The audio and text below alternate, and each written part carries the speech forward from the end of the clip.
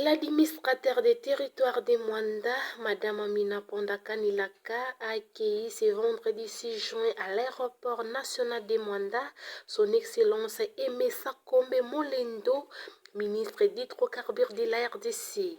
Les grands prêtres, viens la mission, les Wanakwa Yisusu, 2023.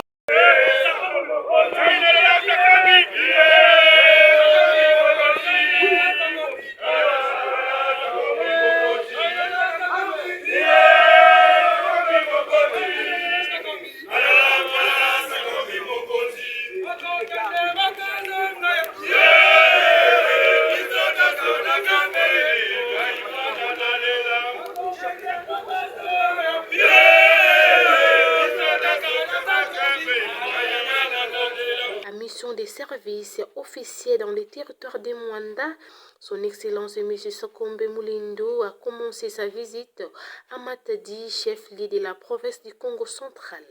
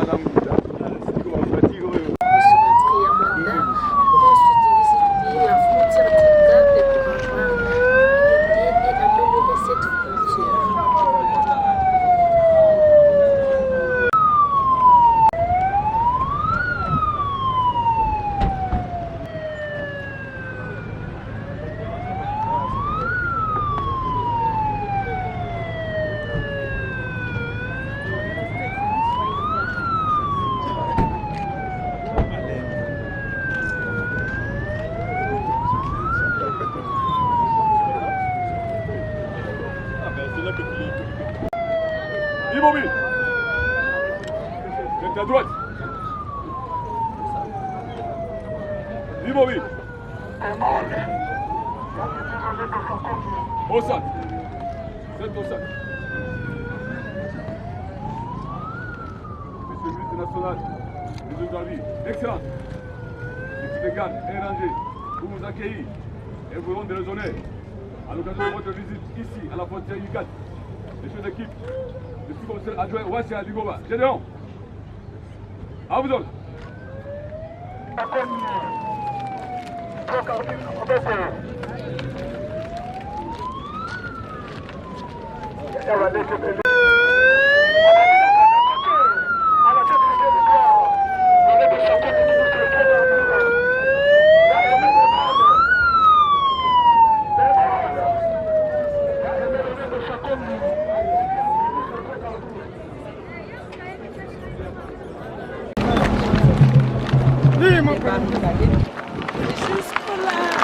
Vous voyez par exemple c'est plus facile de vous échapper, on prend par là et passer.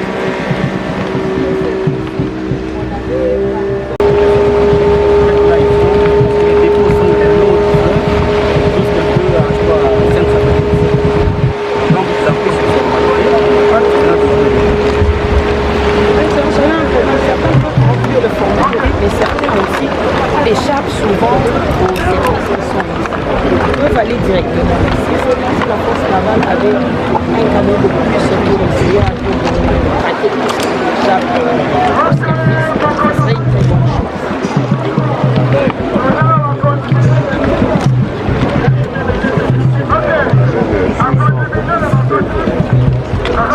On va essayer de canaliser, se réduire, mais il y aura toujours...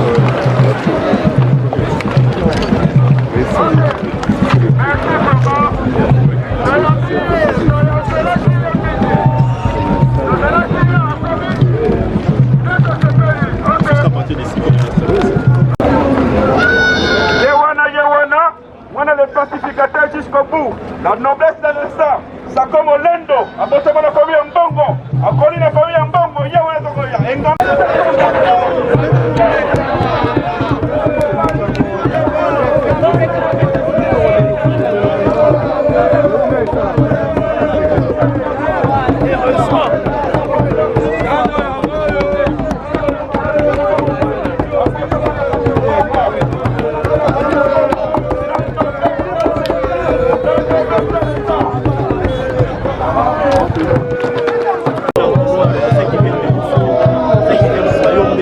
Parce que Congo Central, nous avons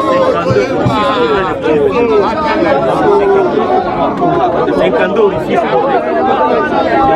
Maintenant, l'Anthony, c'est au niveau de Kassamo. Les lycées qui viennent de ça et là, quand ils sont sur Kassamo, ils sont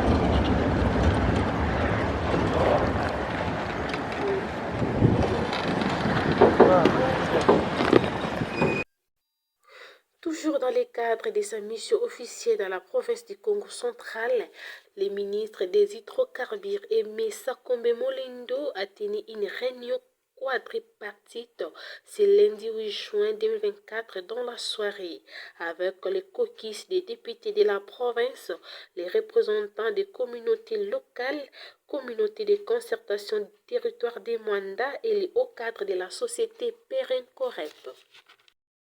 Votre permission qui permet de me lever pour faire la présentation de ce soir.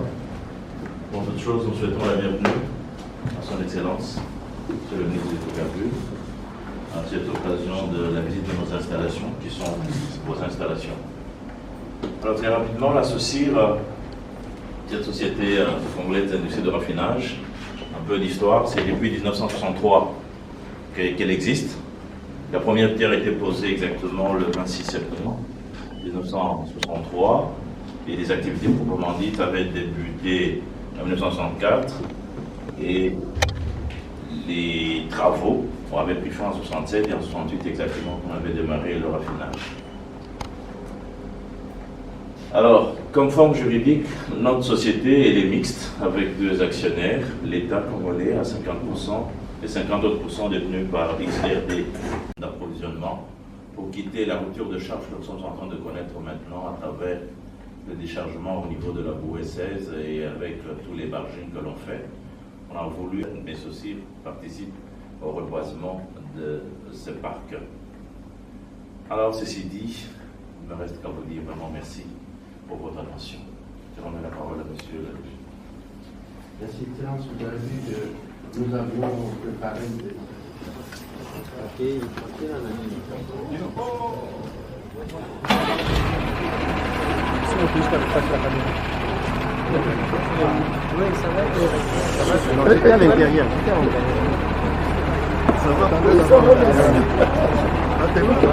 Barrière reprend la deuxième, là nous sommes dans la zone R où les conditions deviennent spéciales et là il y a toutes les normes que vous venez de nous rappeler tout à l'heure dans la salle qui doivent être observées. Alors nous allons faire la visite rapide en bus pour voir nos installations dont nous avons parlé tout à l'heure qui sont essentiellement constituées de grands parcs de réservoirs. Nous avons parlé de plus de 185 000 mètres cubes de produits pétroliers. Si on pouvait convertir ça en litres, dans ces 185 millions de litres de produits pétroliers que nous avons dans nos installations. Et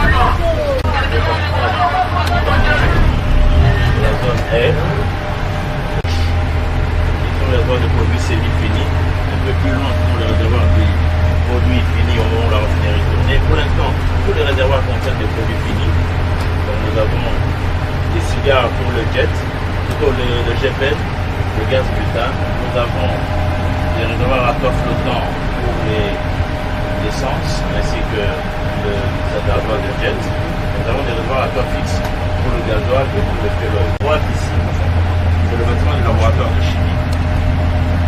C'est l'un des meilleurs laboratoires qu'il y a en RDC et nous travaillons généralement en partenariat avec les autres laboratoires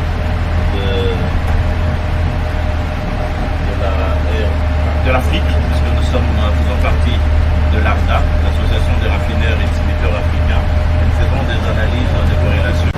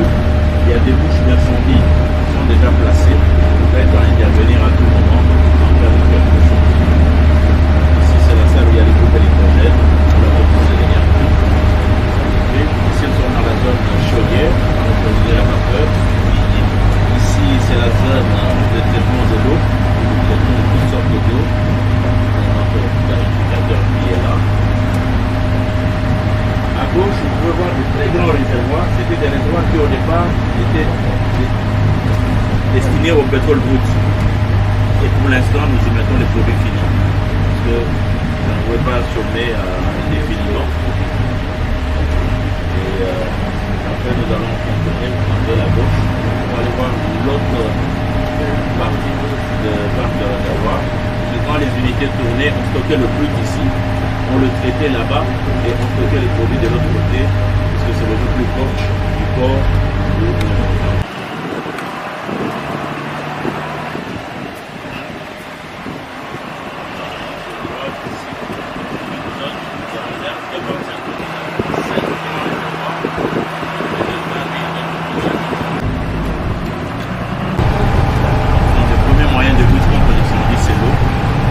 Nous avons ces deux grands bassins et une grande pomperie qui peut pomper de l'eau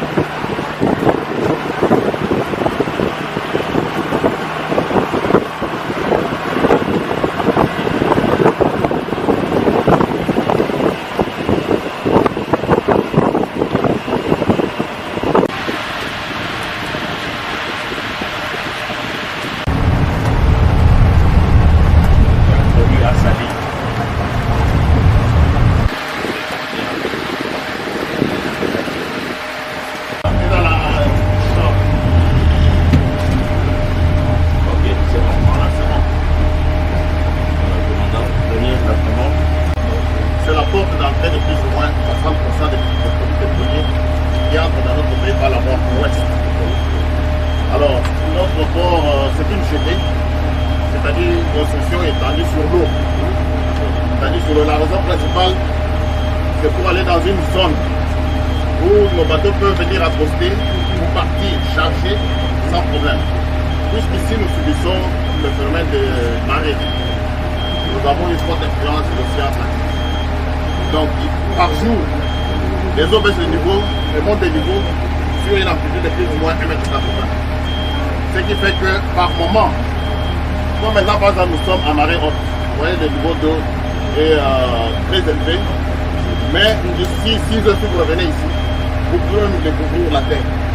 Parce que l'eau va se retirer à marée basse et remonter à marée haute. Il le fait 2 fois par jour sur 24 heures. Alors, notre port est divisé en 2 parties. La partie de droite qui est la partie où principalement on manipule le produit noir, c'est-à-dire le brut, le fuel oil et les résidus des raffinages. Et la partie de gauche, c'est la partie de manipulation de produits blancs, essence, gazole, kérosène et le GBN. Alors, qu'est-ce qui se passe quand les grands pétroliers viennent? Ils ne viennent pas ici. Parce que les profondeurs sur le champ d'accès ne le permettent pas. Avec leur renforcement très élevé, ils remontent le fleuve jusqu'à plus ou moins 12 km d'embouchure. Sur un plateau où le courant est faible et même les profondeurs sont faibles.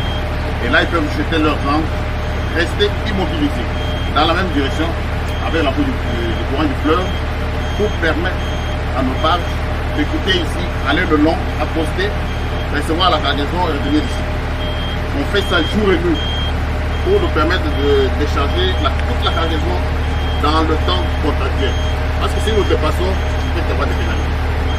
Alors une fois terminé, toute la cargaison stockée ici, après nous rechargeons les mêmes barges pour remonter le fleuve jusqu'à Bamako en plus ou moins 12 heures. En plus ou moins 12 heures de départ ici. Voilà. Pour ça, nous avons 5 remorqueurs, comme je l'ai dit, de puissance qui varie de 1500 à 3300 chevaux. Et nous avons 5 barges d'une capacité de 2000 mètres chacune. Et aussi des unités de servitude, des canaux, qui nous permettent d'intervenir soit sur les bateaux ou d'aller prélever les champions sur les grands pétroliers. Voilà brièvement expliqué. Alors, si vous voyez là-bas, nos installations ont comme risque principal l'incendie. C'est comme ça que nous avons 4 lances moniteurs qui sont télécommandés à partir d'ici. Puisqu'ici, il y a aussi une caserne de pompiers, une extension de la caserne qui est à l'arrière. En cas de problème, ils peuvent à partir d'ici manipuler la lance qui est proche du foyer de feu pour le combattre dans le plus bref délai possible.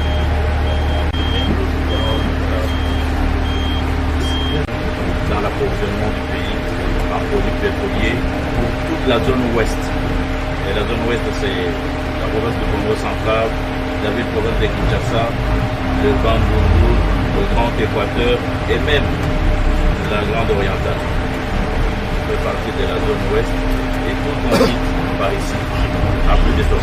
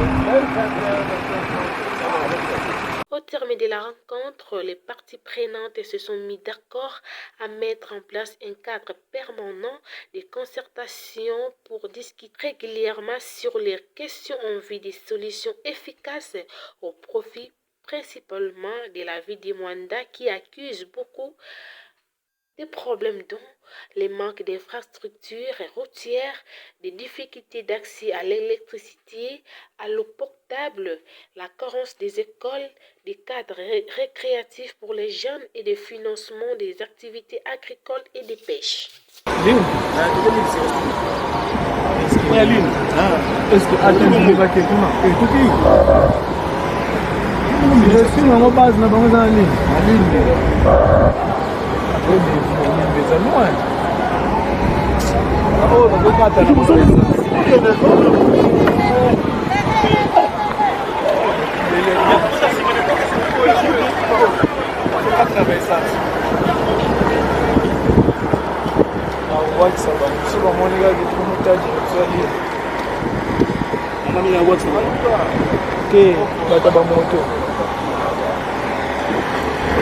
Papa.